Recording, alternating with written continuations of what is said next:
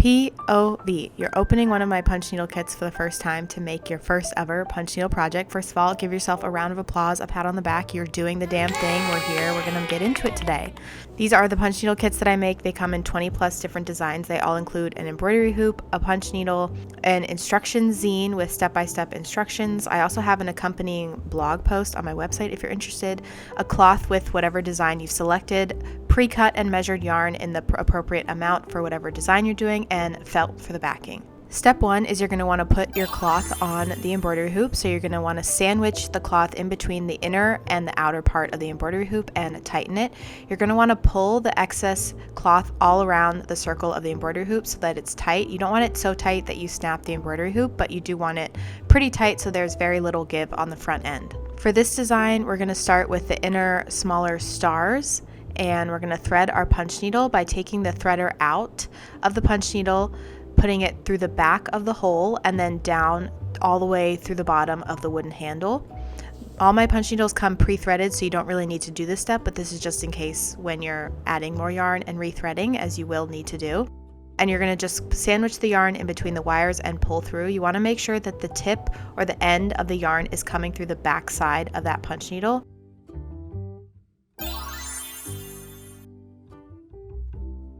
You're going to go ahead and make your first punch and pull the excess yarn back through the other side so that you have no loose ends on the front and you have a clean workspace. All the way as far as the needle will go up to the wooden handle.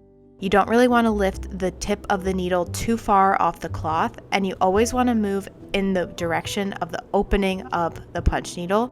Those are the main tips. I also have a tips and tricks page inside all of the zines and on my website as well to help you if you run into any issues. Once you're done with a new color, you're going to want to pull the yarn a little bit extra through on the back side or the side where you don't have the design drawn. Pull a little extra and snip it, and then keep on going. You want to try to keep all the loose ends on the opposite side to the side that you're working on. If you have any at the end that are on the side with the design that is printed, you can just push them through to the other side with your punch needle or pull them through, being very careful with your hands. For smaller, intricate parts of designs, like in this stocking and some of my other festive kits, you want to make sure that these little lines are at least 3 to 4 stitches wide to make sure that it translates to the other side. If you've never done punch needling before, I would recommend starting with a large blank area such as the top of the stocking, or in most of my kits you can just start anywhere, especially with the hearts, the blobs, but it's with these detailed areas on like the strawberry or the stockings for some of the festive ones, maybe even the eyes on a pumpkin, that you want to start with the larger areas to get the hang of it and then move on from there. One of my main tips would be that the punch needle wants to do what it's supposed to do. Once you get the hang of it, it really sort of just goes on its own. You don't want to be lifting the tip of the needle too far from the cloth. You kind of want to have your needle pointed at a 45-degree angle, and you want to move in the direction of the opening of the needle. Your stitches do not have to be in every single little itty-bitty hole in the monk's cloth. They should be about 1 centimeter to a 1/2 centimeter apart. Amy Oxford, who's like one of the professional heads of punch needling in the United States, recommends doing 4 to 6 stitches per inch depending on what details you're doing. For my kits, I recommend doing the same, about 4 to 5 stitches per inch if you want to count it like that. So once I'm done filling in this large area of color, I'm going to go ahead and switch out my yarn and do the rest of the mug rug and fill in with the pink. Again, when you're done with the color, you want to do what I'm doing here, where you just kind of flip over your design, pull the yarn through a little extra, and then give it a little snip. You're going to rethread in your next color and then punch away. I know this is a lot of information up front, but feel free to pause and go back and save this video, come back to it when you need it.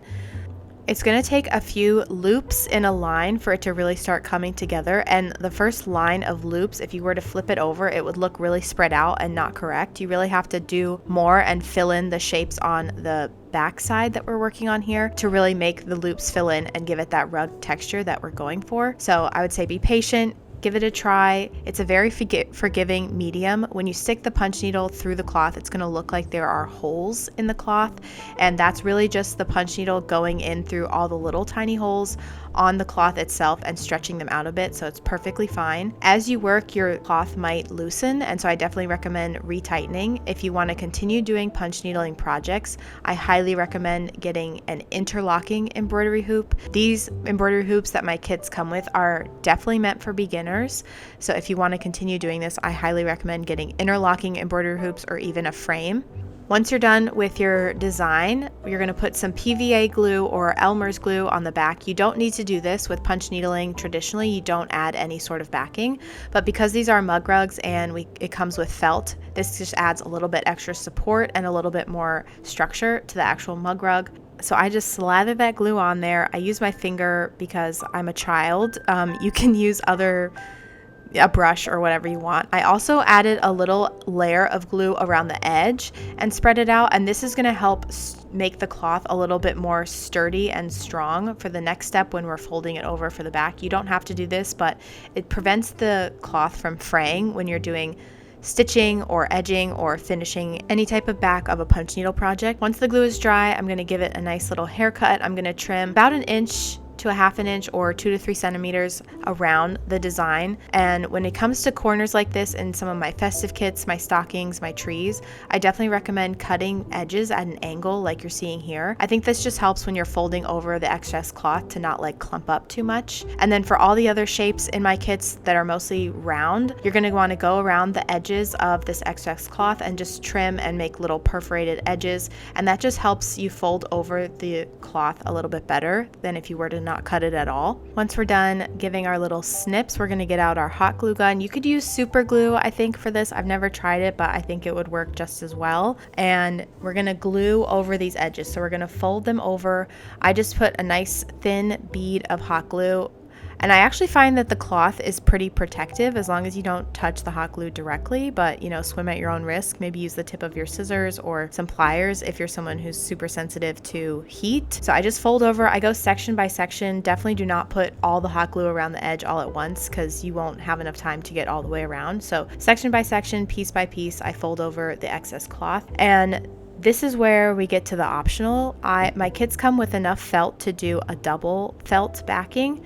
If this is your first project, you might want to just try doing a single felt backing. The instructions are pretty much the same, but I'm going to walk you through a double felt backing just in case you want to go above and beyond or you're looking for a little extra challenge. So I'm going to cut both pieces of felt to size for whatever design that I'm doing, and I'm going to take one of them and put the second one aside. And with the one that I have, I'm going to trim a smaller border away so that it's slightly smaller than the mug rug itself and the second piece of felt. So I'm just going to go ahead and trim. You want like a really tiny bit, and I find this just helps it sit inside the loops on the backside.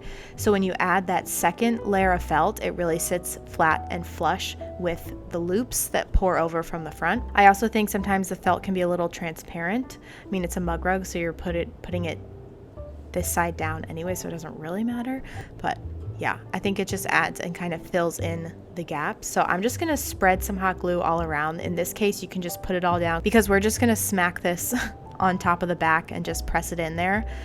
Again, we want to make sure there's like a very thin border left in between the felt and the edge of the cloth, so we can still see some of that monk's cloth from the previous step. And I'm just going to trim some excess here. You can do this before you cut. You can do this before you glue the design down like I did with the border, or you could do it afterwards. It's up to you. And now I'm going to go in and add the second piece of felt on top of this. For this one, I am going to go section by section, taking my time to make sure I get it as smooth and as close to clean as I can.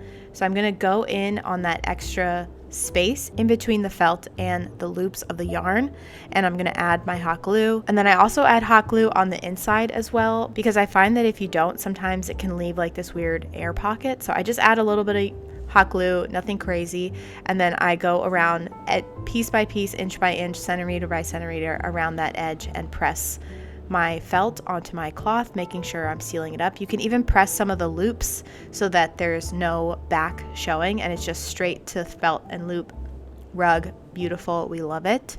And I'm going to do that for the second part, and that's the mug rug finished. Once you're done with the back, you can go ahead and flip your design over. You can trim the excess yarn. If you've seen any of those like rug trimming videos, you don't need to do that for these. This loop is so small that if you did that, it might come out. So just trim excess yarn. The glue will help hold it in place, and you have your finished mug rug ready to go.